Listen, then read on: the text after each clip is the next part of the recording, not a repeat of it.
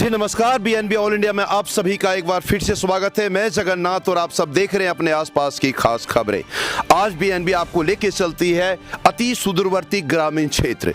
जी मैं बात कर रहा हूं बेंगाबाद प्रखंड क्षेत्र के ओझाडी पंचायत के ओझाडी मोड़ के पास। आप देख सकते हैं ओझाडी मोड़ इसी को कहा जाता है और यह रास्ता के लिए तो खैर पूछा ही मत जाए, ये रास्ता काफी कठिन है।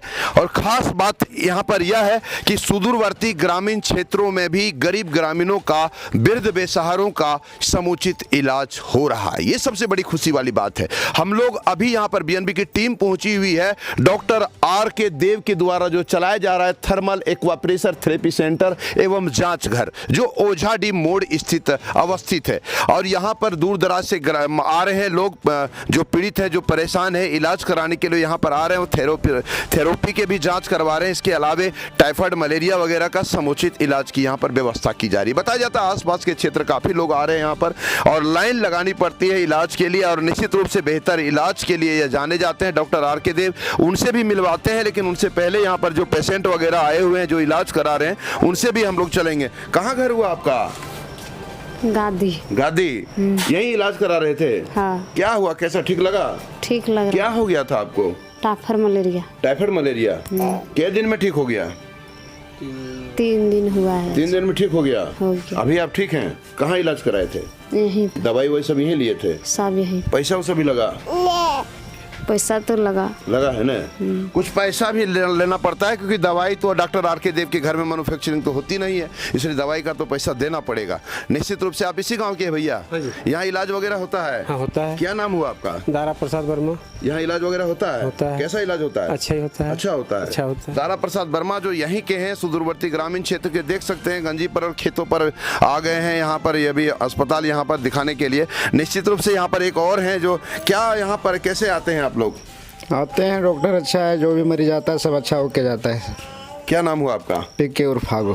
कहाँ आप रहने वाले? कहाँ के? गमतरिया का। गमतरिया रहने वाले हैं? यही इलाज कराते हैं जी। परिवार में अगर किसी को कोई बीमार वगैरह हुआ तो कहाँ जाते हैं? वहीं आते हैं, यहीं पर आते हैं, मतलब फैमिली डॉक्टर हो गए। हाँ। तो समझ सकते हैं डॉक्टर आर के देव एक डॉक्टर नहीं, एक फैमिली डॉक्टर भी हैं जो पूरे परिवार का समुचित इलाज करते हैं। और उनका क्लिनिक वगैरह जो है सो आप देख सकते हैं यहीं पर है। सुदूरवर्ती ग्रामीण क्षेत्र होने के कारण ज्यादा हाई फाई और ज्यादा मॉडल नहीं है, लेकिन फिर भी इस सुदूरवर्ती और बेजान वीरान स्थान में अगर मेडिकल की सुविधा मिल रही है तो निश्चित रूप से यहाँ के गरीब ग्रामीणों के लिए भगवान का दूसरा रूप इसे ही कहा जाता है। उनसे भी हम मिलवाएंगे आपको, लेकिन यहाँ पर और कुछ लोग हैं और कैसे इलाज चल रहा है, क्या कर रहे हैं, उनसे भी हम जानेंगे। एक बाबा जी यहाँ पर, ये जो डॉक्टर आर के देव कैसा इलाज करता है जी? अच्छा करता है। अच्छा करता है। अच्छा करता है। हाँ। बीमारी उमारी सब ठीक हो जाता है? सब ठीक हो जाता है। क्या नाम हुआ बाबा आपका? हमारा नेवालाल सिंह। कहाँ रहने वाले हैं आप? ये है ओझाडी मोड़ में। आप बीमार उमार होते हैं चाहे और कोई होता है तो कहाँ आता है? यहीं करते हैं। यहीं कराते हैं? यहीं कराते हैं। सही हो जाता है? सब सही हो जाता है। निश्चित रूप से सही हो जाता है। किन किन बीमारियों का यहाँ पर इलाज होता है उनका विस्तृत रूप से जानकारी हम लोग डॉक्टर आर लेंगे, लेकिन यहाँ पर लोग जो और हैं उनसे पूछेंगे। क्या नाम हुआ भैया आपका? धनराज कुमार वर्मा है, हम स्टाफ है यहाँ के। अच्छा, मेडिकल स्टाफ। हाँ, आप ही रहते हैं यहाँ पर? हाँ। जांच वगैरह भी सब होता है? हाँ, जांच भी सुविधा है। हाँ।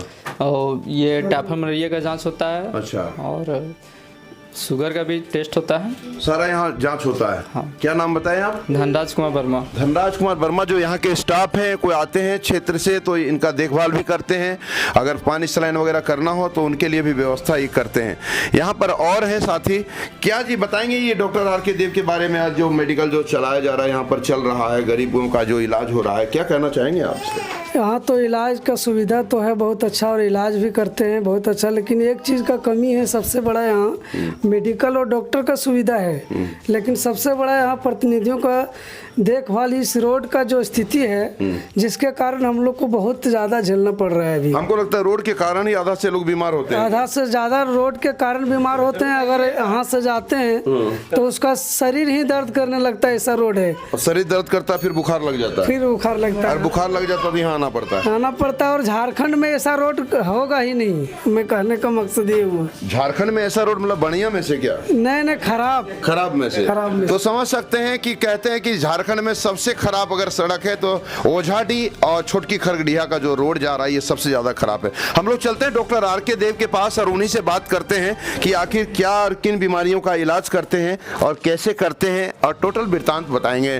डॉक्टर साहब, बीएनबी ऑल इंडिया में आपका सबसे पहले बहुत बहुत धन्यवाद है, बहुत बहुत स्वागत है कि आप हमारे चैनल पर आज आप आएंगे, दर्शक आपको देखेंगे। दर्शक भी जानना चाहती है डॉक्टर साहब कि यहाँ पर जो आप इलाज कर रहे हैं गरीब ग्रामीणों का, बहुत अच्छी बात है, बीएनबी की ओर से भी आपको बहुत बहुत धन्यवाद। लेकिन क्या क्या इलाज करते हैं और कैसे इलाज करते हैं और किस आधार पर इलाज करते हैं, कितना शुल्क वगैरह है, चार्ज वगैरह, गरीब ग्रामीणों से क्या लेते हैं, आखिर दवाई का तो पैसा लेना पड़ता है, इन सब बातों की जानकारी थोड़ा सा हमारे बीएनबी दर्शकों को देंगे प्लीज। जी, बहुत बहुत धन्यवाद बीएनबी टीम को जो इस सुदूरवर्ती और इतने ख़राब रास्ता होने के बावजूद भी आप यहाँ पर आए हैं हमारी क्लिनिक में, और मैं बीएनबी के दर्शकों को बहुत बधाई देना चाहते हैं। और यहाँ का जो इलाज का व्यवस्था है, पहले होता था कि लोग यहाँ से गिरिडीह, बेंगाबाद, जो गरीब लोग हैं वो तो जा नहीं पाते हैं, और किसी तरह पहुँच भी जाते हैं तो उनका समुचित इलाज नहीं हो पाता है। नहीं इलाज हो पाने का कारण है कि वो 200-500 रुपये लेके गिरिडीह या बेंगाबाद में इलाज नहीं करा सकते हैं। तो मैं आज 10 वर्षों से यहाँ पर प्रैक्टिस कर रहा हूँ और मैंने देखा कि 200-500 में हम लोग इलाज कर देते हैं लोगों का। अब क्या है ना कि यहाँ पर कोई फीस नहीं लगता है, पेशेंट से किसी भी प्रकार का कोई फीस नहीं लिया जाता है, फीस नहीं लेते हैं। अच्छा। जो दवाई है, जो मेडिसिन का खर्च आता है वो पेशेंट से लिया जाता है, क्योंकि दवाई का पैसा नहीं लेंगे तो फिर हम दवा नहीं दे पाएंगे और पेशेंट ठीक नहीं होगा। तो जितना बाहर में लोग फीस दे देते हैं सिर्फ उतना में यहाँ पे इलाज करते हैं हम लोग, और गांव के ही अपने सारे लोकल लोग आते हैं और गरीब लोग ही आते हैं हम लोग के पास ज़्यादातर। तो जितना हमारा अनुभव है, अपना अनुभव के हिसाब से कुछ रिसर्च भी करते हैं, पढ़ाई भी करते रहते हैं और नया नया मेडिसिन को खोजते हैं कि किस बीमारी में कौन सी दवा कारगर है, उस तरह से ट्रीटमेंट किया जाता है। और बात रह गई कि इस कोरोना काल में जहाँ जो डॉक्टर हैं, बाहर के जो डॉक्टर हैं, गिरिडीह या तो फिर कहीं धनबाद के डॉक्टर हैं या बेंगाबाद के हैं, कोरोना काल में कोई पेशेंट को छूने तक से डर रहा था। उस समय भी हम लोग अपना सोशल डिस्टेंसिंग का पालन करते हुए अपने आप को भी सुरक्षित रखें और पेशेंट को भी सुरक्षा देने का काम किया है। मतलब कोरोना के समय भी आपने कार्य किया है? बिल्कुल, मैंने किसी भी डर भय के बिना कोरोना से, तो यहाँ पर लोग क्या है ना कि कोरोना से लोग, बड़े बड़े डॉक्टर लोग जो है सो क्लिनिक बंद करके और ऑनलाइन पेशेंट को देख रहे थे। ऑनलाइन क्या पेशेंट को देखेगा लोग, इस टीवी के स्क्रीन पे। जब मरीज को आप सामने से देखेंगे तभी आपको अपना अनुभव से पता चलता है कि इसके अंदर क्या समस्या है। टीवी पे या फिर मोबाइल पे देखने से पेशेंट का स्थिति के बारे में पता नहीं चलता। तो हम लोग सामने में प्रैक्टिकली बिल्कुल एकदम सामने में रख के पेशेंट का इलाज किए हैं। मास्क और आपका सैनिटाइजर वगैरह का सारा व्यवस्था है मेरे पास। जो भी पेशेंट आते हैं उनको पहले मास्क और सैनिटाइजर अनिवार्य है, उसके बाद जो है सो उसका इलाज, समुचित इलाज किया जाता है। जहाँ तक हमारी अनुभव है और जहाँ तक मैंने काम किया है उतना इलाज करके यहाँ से भेजते हैं लोगों को। निश्चित रूप से कहते हैं कि कोरोना का जब समय था तो बड़े बड़े दिग्गज चिकित्सकों ने हाथ खड़ा कर दिया था, मेडिकल बंद कर दिए थे, क्लिनिक बंद कर दिया था और वो अपने घर पर जाकर के घुस गए थे। उस वक्त भी डॉक्टर आर के देव ने अपनी मानवता का परिचय देते हुए गरीब ग्रामीणों का इलाज किया और उनके इस सेवा में लगे रहे, जुटे रहे। खास बात यह है इस अस्पताल का, इस क्लिनिक का, इनके क्लिनिक का, कि आप अगर गिरिडीह शहर जाते हैं, बेंगाबाद में जाकर के इलाज कराते हैं, गांडे में इलाज कराते हैं, धनबाद में इलाज कराते हैं, जितना फीस में आपको खर्च लगेगा उतना में तो ये दवाई दे करके उनको घर भेज देते हैं और 2-3 दिन के अंदर बीमारी ठीक भी हो जाता है। तो डॉक्टर साहब ये बताइएगा, जो जैसे आपके यहाँ की अभी दवाई आप शुल्क से दे रहे हैं, फीस आप नहीं ले रहे हैं, वैसे बहुत गरीब ग्रामीण भी इस क्षेत्र में काफ़ी हैं, तो वैसे लोग जो आ जाते हैं उनका कैसे करते हैं? उनके लिए भी कोई रेफरेंस आपके यहाँ रहता है? आपके जी बिल्कुल रेफरेंस है। जो जिनका कोई नहीं है, जो कमा नहीं सकता है, जो वृद्धा लोग हैं या फिर जिनका कोई नहीं है देखने वाला, तो उसका देखने वाला तो मैं हूँ यहाँ। और उसको जो भी दवाई होता है तो अपने तरफ से देते हैं, फिर लोगों के पास पैसा हो जाता है तो बाद में दे भी देते हैं। लेकिन कोई यहाँ पे बैन नहीं है कि इतना पैसा जमा करना है तभी देखेंगे, नहीं तो नहीं देखेंगे। पैसा है भी फिर भी देखेंगे, नहीं है फिर भी पेशेंट का इलाज करेंगे। देखिए बहुत अच्छी बात है, डॉक्टर का दूसरा रूप भगवान होता है और निश्चित रूप से ऐसे लोगों को उपाधि मिलनी भी चाहिए जो कहते हैं कि पैसा हो तो भी इलाज करेंगे, नहीं हो तो भी इलाज करेंगे। डॉक्टर साहब, आपके क्लिनिक में खास थेरेपी के यहाँ पर विशेष इंतजाम देखा जा रहा है, इसके अलावा और कौन कौन बीमारियों का आप इलाज करते हैं? जी मेरे पास मैंने 2013 में कोरियन थेरेपी मशीन मंगाया था, जो कि बहुत ही वरदान साबित हुआ इलाके के लोगों के लिए। इसमें क्या है ना कि जो लकवा है, साइटिका है, गठिया बात है, तो मशीन में थेरेपी के द्वारा उस बीमारी का इलाज किया जाता है। उसको कोई मेडिसिन की ज़रूरत नहीं पड़ती, सिर्फ थेरेपी देना पड़ता है और मरीज़ ठीक हो जाते हैं।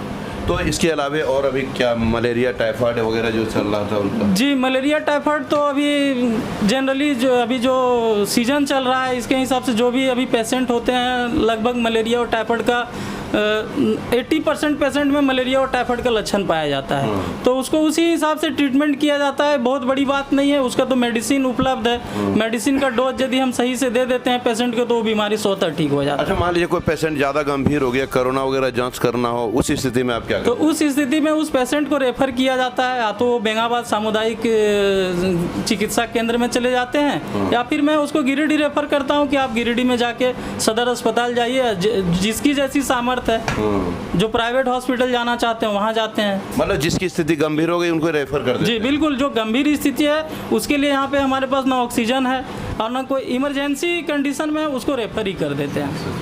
डॉक्टर साहब, ये बातें सब कुछ समझ में आ गई। आप इन सब बीमारियों के बचाव के लिए, इन सब बीमारियों से कैसे लोग बच सके, कैसे स्वस्थ रह सके, इसके लिए थोड़ा सा आप दर्शकों को देंगे गाइडलाइन? जी मैं दर्शकों से और जितने भी मरीज हैं या जो बीमार हैं, जो बीमारी से ग्रसित हैं, उनसे मेरा यही आग्रह होगा कि यदि आप बीमार नहीं हैं तो आप कुछ प्रिकॉशन को ध्यान में रखते हैं। जैसे आप अभी ये जो सीजनेबल आया है, अभी ज़्यादातर क्या है ना कि गर्म पानी का इस्तेमाल करना है और बासी खाना नहीं खाना है। हमारे सुदूरवर्ती क्षेत्र में क्या होता है ना कि लोग सुबह में खाना बनाते हैं और शाम तक खाते हैं, या फिर शाम को खाना बनाते हैं और जो खाना बच जाता है उसको भी वो सुबह में खा लेते हैं। तो आज के डेट में जो भी अन्न हमारा जो उपज हो रहा है, तो क्या ना कि उसमें केमिकल का प्रभाव ज़्यादा हो गया है, और केमिकल का प्रभाव से जो अन्न का उत्पादन हो रहा है, तो उसको रात में यदि खाना बनाते हैं तो सुबह तो उसमें बैक्टीरिया फैल जाता है, और बैक्टीरिया युक्त खाना खाने से लोग अधिकतर बीमार होते हैं। उल्टी का समस्या होता है, दस्त का समस्या होता है, पेट दर्द भी हो सकता है और लूज मोशन भी हो सकता है। और ज़्यादातर क्या है ना कि ग्रामीण महिलाएं धूप में काम करती हैं, उमस है, ऊपर से बारिश है, नीचे से गर्मी हो रहा है, तो इस स्थिति में क्या है ना कि टाइफाइड बढ़ने का समस्या अभी ज़्यादा बढ़ रहा है, जिससे लोगों का सर दर्द बढ़ता है, फीवर आता है और जी मिचलाना, उल्टी होना, यही सब समस्या अभी ज़्यादा चल रहा है। अभी जैसे डॉक्टर साहब देखेंगे जल जमाव के कारण मच्छर वगैरह भी काफ़ी काटते हैं, वो मच्छरदानी नहीं लगाते हैं। गांव ग्रामीण के लोग अक्सर जानकारी के अभाव में बीमार होते हैं, उन सब से बचा जा सके वैसा कोई टिप्स दें दर्शकों को और जो देख पा रहे हैं? जी बिल्कुल, सरकार के द्वारा जो अभियान चलाया जा रहा है, मच्छरदानी भी वितरण किया गया है, और जल जमाव जैसे अपने आसपास में जल जमा हो रहा है तो उसमें DDT का छिड़काव एवं ब्लीचिंग पाउडर वगैरह का व्यवस्था सहिया दीदी के द्वारा उपलब्ध है। लोग सहिया से बात कर सकते हैं और उनसे ब्लीचिंग पाउडर, DDT छिड़काव और मच्छरदानी वगैरह के लिए वो बात कर सकते हैं और उनसे मांग सकते हैं, उनकी हक की चीज़ है। ये कोरोना जो अभी चल रहा है पूरे देश में फैला हुआ है और चल रहा है और बिल्कुल अंतिम पड़ाव पर है, तीसरी लहर आने की बात चल रही है, इसके लिए क्या कहना चाहेंगे? इस वैश्विक महामारी कोरोना के लिए क्या कहना चाहेंगे आप? जी वैश्विक महामारी तो ये पूरा देश को बर्बाद कर ही दिया है। अभी हमारे जितने भी सुदूरवर्ती गांव के लोग हैं तो बेरोजगार हो गए, जो बाहर काम कर रहे थे, लोगों के पास काम धंधा नहीं है, पैसे नहीं है, तो उसके लिए अभी तो तीसरी लहर आना है। धीरे धीरे अभी देख रहे हैं कोरोना का मरीज जो है सो बढ़ता ही जा रहा है, तो इसके लिए हम सारे लोगों से यही निवेदन करना चाहेंगे कि प्रिकॉशन जो है, मास्क, सैनिटाइजर भी यूज करें, सोशल डिस्टेंसिंग का भी पालन करें, भीड़ भाड़ वाले जगहों से दूर ही रहें, और अभी कुछ दिन के बाद कोरोना का खात्मा हो ही जाएगा। और इधर अभी वैक्सीनेशन का काम तो हमारा जोरों पर चल ही रहा है। 12 साल के बच्चों का भी अभी वैक्सीन जो है सो आ ही गया है इमरजेंसी में। 12 साल के ऊपर के जो भी बच्चे हैं उनको भी वैक्सीन मिलने का अभी टीका जो है सो आ चुका है बाजार में। मतलब यूं कहें कि बीमारियों का जड़ होता है गंदगी। जी बिल्कुल। तो गंदगी उनके लिए स्वच्छता जरूरी है। स्वच्छ साफ सुथरा रहें, स्वच्छ रहें और बीमारी से दूर रहें। स्वच्छ रहेंगे तभी आप स्वस्थ रह सकते हैं। बिल्कुल सही बात है कि अगर आप स्वच्छ हैं तो ही आप स्वस्थ हैं। जी। निश्चित रूप से रोज स्नान, ध्यान और एक्सरसाइज, योग, ये सब चीज़ें जो है वो करनी चाहिए लोगों को ताकि वह स्वस्थ रह सके। डॉक्टर आर के देव से हम सब मिल चुके हैं और आप लोगों को दिखा चुके हैं और आप लोग निश्चित रूप से सुन भी लिए हैं। अगले एपिसोड में फिर मिलते हैं डॉक्टर आर के देव से। तब तक आप लोग बने रहें बीएनबी के साथ और देखते रहें कब, कहां और कैसे, क्योंकि बीएनबी सच है तो बोलेगा। जय हो, जय हिंद, सत्य में जयते, वंदे मातरम। Thank you. जी नमस्कार। अगर आपको हमारा वीडियो पसंद आए तो हमारे चैनल को सब्सक्राइब करें, लाइक करें और शेयर करना ना भूलें। तो फिर बने रहे बीएनबी के साथ और देखते रहे कब, कहां और कैसे, क्योंकि बीएनबी सच है तो बोलेगा। जय हो।